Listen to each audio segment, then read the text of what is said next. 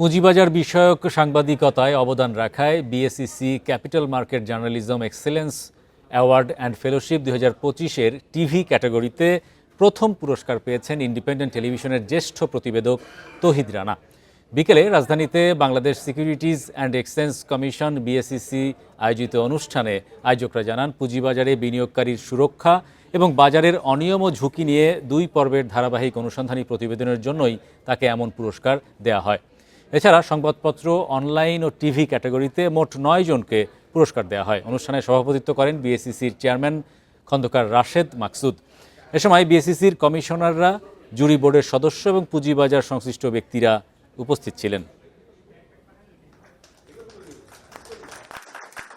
এবারে